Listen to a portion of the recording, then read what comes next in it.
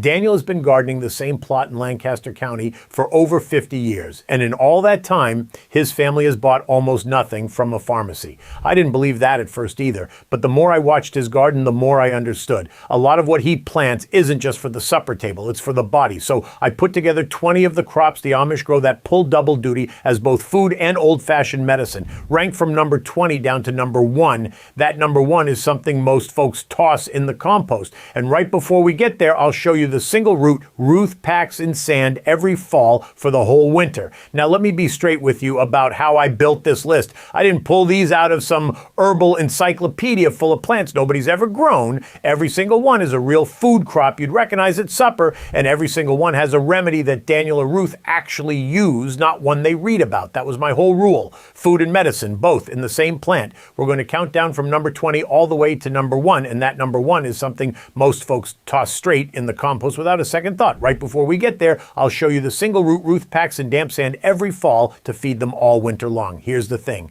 Taken one at a time, these are just garden plants. Taken together, they're a working medicine chest, and that's the reason Daniel's family has barely set foot in a pharmacy in 50 years. Let's start the countdown. Number 20, garlic. Daniel plants his garlic in October, tucks the cloves in just before the ground hardens, and pulls fat heads the following July. It's the cornerstone of his kitchen, but it's also the first thing his family reaches for at the start of a cold. Crush a raw clove and let it sit a minute, and it releases a compound called allicin. That's the sharp bite that does the antimicrobial work. Daniel told me it keeps the blood moving and the pressure down too. He eats a clove a day through the winter and rarely catches what's going around. But while garlic works from the inside, the next one settles the stomach after supper. Number 19. Peppermint. This one grows so aggressively that Daniel keeps it boxed off in its own contained bed, or it would take over the whole garden in 2 seasons. After a heavy meal, Ruth steeps a handful of fresh leaves for 5 to 10 minutes and pours it out as a tea. It calms a churning stomach and eases a tension headache about as well as anything you'd buy. I started doing the same after big Sunday dinners, and I sleep better for it. Mint quiets the gut, but our next plant goes straight after a sore throat. Number 18. Sage. Most folks only think of sage at Thanksgiving in the stuffing, but Ruth dries whole bundles of it over the winter, hung from the rafters, and when somebody comes down with a raw throat, she brews a strong cup, stirs in a pinch of salt, and has them gargle it warm. It tightens up the tissue and soothes the sting. She swears by it for sore gums too. Sage handles the throat, and the next crop goes deeper into the chest. Number 17, thyme. This little creeping herb carries a natural antiseptic called thymol, the same compound you'll find in some store-bought mouthwashes. For a stubborn cough, Daniel pours boiling water over a sprig, leans over the bowl and breathes the steam. Other times he steeps it and stirs in honey. It loosens up a tight chest and quiets the cough so a body can sleep. Thyme opens the lungs, and this next one closes the eyes. Number 16, chamomile. Those little daisy-looking flowers are one of the gentlest sleep remedies there is. Ruth dries the flower heads and uses about a teaspoon per cup before bed. It calms the nerves, settles a restless stomach, and eases you down into sleep without leaving you groggy in the morning. She keeps a jar of it on the shelf all year. Chamomile is for the grown-ups at bedtime, but this next one has soothed colicky babies for generations. Number 15, dill. Here's one that pulls double duty in more ways than one. The seed, steeped into what the old-timers call dill water, has been used to ease colic in babies and settle gas in grown folks for as long as anyone can remember. But dill is also one of the plants Daniel tucks right in among his vegetables to protect them, and that's no accident, as I'll come back to in a few minutes. The seed soothes the belly, and the next one chases the bloat right out. Number 14, fennel. If you've ever finished a heavy meal feeling tight and gassy, fennel is the answer. Daniel keeps a little dish of the seeds and chews a pinch after a big supper. It breaks up the gas and eases the bloat almost right away. Ruth told me nursing mothers in the community have long used a mild fennel tea to help with milk flow too. It's a quiet little workhorse. Fennel cools and settles, but this next one does the exact opposite. It heats you up. Number 13, cayenne pepper. On the coldest mornings of winter, Daniel will sprinkle a pinch of dried cayenne into his boots or stir a little into a warm drink. The compound that makes it hot is called capsaicin, and it gets the blood moving and warms you from the core out. Rubbed into a salve, it eases aching joints and sore muscles. A little goes a long way. Cayenne warms the whole body, but the next one works right where it hurts. Number 12, Cabbage. This is the one that surprised me most. Beyond being loaded with vitamin C, the humble cabbage leaf is one of the oldest poultices there is. When Ruth has a swollen joint or a sore knee, she crushes a chilled outer leaf with a rolling pin to bruise it, then wraps it right over the spot and ties it on. It draws out the swelling overnight. The old folks used it on stomach ulcers from the inside too. A head of cabbage is a first aid kit you can eat. Cabbage soothes the swelling, and this last one for now heals the skin itself. Number 11, calendula. Those bright orange and yellow flowers aren't just pretty along the edge of the bed. They're one of the finest skin remedies in the whole garden. Ruth packs the petals into a jar, covers them in oil, and lets them steep for a few weeks to make a salve she uses on cuts, scrapes, and minor burns. It calms the skin and speeds the healing, and the petals are perfectly edible. She scatters them in salads for a little color and a peppery bite. Calendula is the garden's answer for what happens on the surface of the skin, and you'll want to remember it because there's another skin and bruise remedy coming a little further down this list that works hand in hand with it. Number 10, beets and their greens. Most folks grow beets for the root and toss the tops on the compost, but Daniel uses both. The root is rich in natural nitrates, which the body turns into something that relaxes the blood vessels. Old folks have leaned on beets for blood building and blood pressure for generations. And those leafy tops cook up just like spinach, full of iron and good for the liver. Daniel pulls his beets in the fall and stores them down in the root cellar, packed away to last the cold months, much the same way as that sand-packed root I promised you, the one waiting just before number 1. Number 9, parsley. I'll be honest with you, for most of my life, I thought parsley was the little green thing you pushed to the side of the plate. Daniel set me straight. Parsley is a real medicine. It's a gentle diuretic, which means it helps the kidneys flush, and folks have chewed it for fresh breath and used it for iron for a long time. Here's the part that surprised me. Ounce for ounce, parsley carries more vitamin C than an orange. That bit of green garnish is one of the most nutrient-dense things in the whole garden. Speaking of plants we underestimate, the next one most people only think of at supper time. Number 8, rosemary.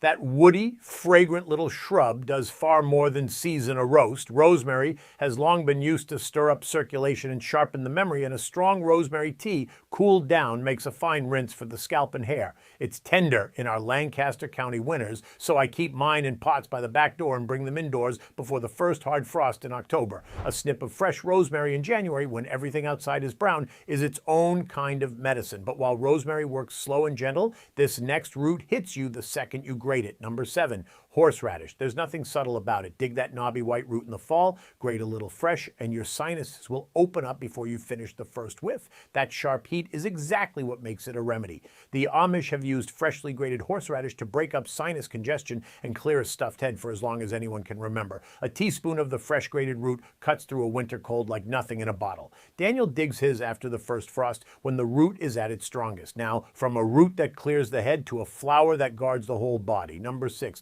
Echinacea, the purple cone flower. You've probably seen it sold in little bottles at the pharmacy for colds and immune support, but Daniel just grows it. The root and the flower both have been used to help the body fend off a cold and shake one off faster once it's taken hold. Daniel lets a patch of it flower right at the edge of his garden, and here's the clever part. Those blooms pull in the bees and the beneficial insects that protect his vegetables all season long. One plant, 2 jobs. The next one hides its medicine in the part most people scrape into the bucket. Number 5, winter squash and pumpkin. The flesh is good eating, full of vitamin A, but the real medicine is in the seeds. The very seeds most folks scoop out and throw away.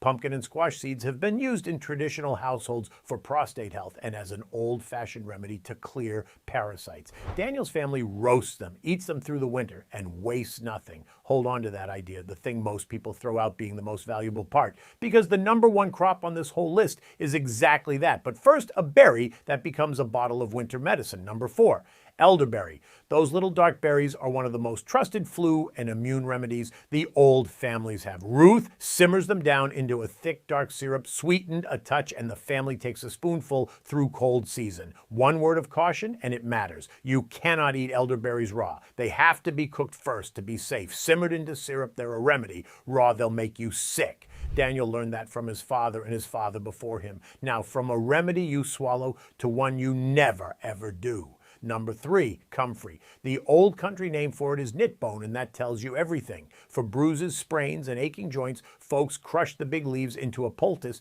and lay it right on the skin. Now hear me clearly. Comfrey is for the outside of the body only. You do not eat it. Lay it on the skin, that's all. Remember the calendula salve back at number 11? Comfrey is its working partner. Calendula for the cuts and burns, comfrey for the bruises and sprains beneath. Together they cover most of what goes wrong on a working body. And the second place crop is one Daniel plants by the dozens on purpose. Number 2, nasturtium, that cheerful climbing flower with the round leaves, is a natural antibiotic, and the whole plant is edible. Leaves, flowers, and seeds all carry a bright, peppery bite. Folks have used it for respiratory trouble and to help fight off infection. Daniel rings the whole edge of his garden with nasturtiums, and not just for the medicine. They pull the aphids and the beetles off his vegetables and onto themselves, what's called a trap crop, food, medicine, and a bodyguard for the garden, all in one cheerful flower.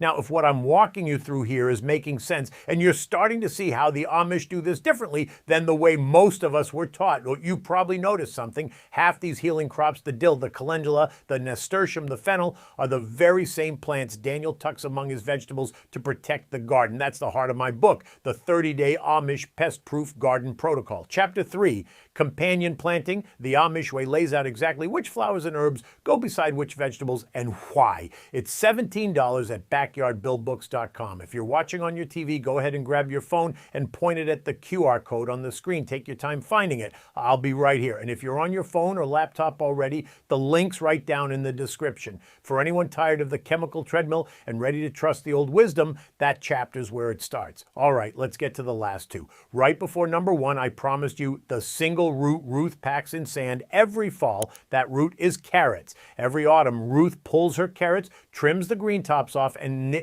this is important, she leaves them unwashed, dirt and all. Then she layers them in wooden boxes of slightly damp sand down in the root cellar, where it stays right around 32 to 40 degrees. Packed that way, those carrots stay crisp and sweet from October clear through March and into April. No freezer, no canning, and the medicine in them is real. Carrots are loaded with beta-carotene, which the body turns into vitamin A. Good for the eyes and good for the skin. Ruth has fresh, healing carrots on the table in the dead of winter, while the rest of us are buying limp ones at the store. And finally, the one most people throw away without a second thought. Number 1, onion skins. Those dry, papery brown outer layers you peel off and drop straight in the compost bucket.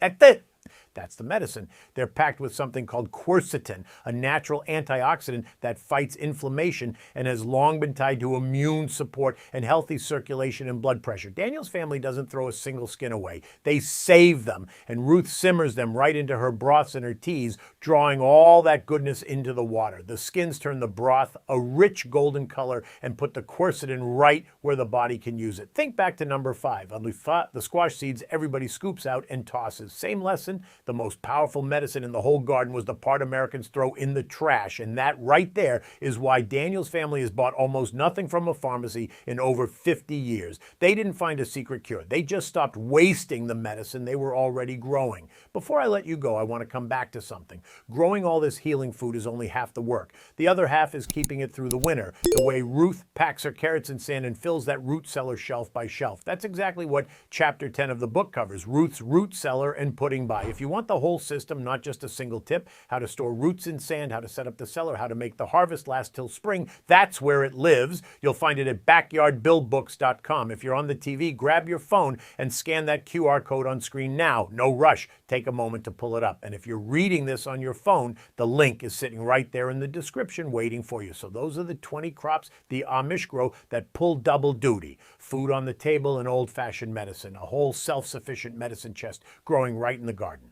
Pick just 1 or 2 to plant next season and drop a note in the comments telling me which ones you'd start with. If you want to see how Daniel and Ruth keep all of this going through the cold months, I've got a video on the Amish way of storing food through the winter you'll want next. Daniel's still out there pulling onion skins for the broth pot, and Ruth's still packing carrots in sand, same as always. I'll see you in the next one.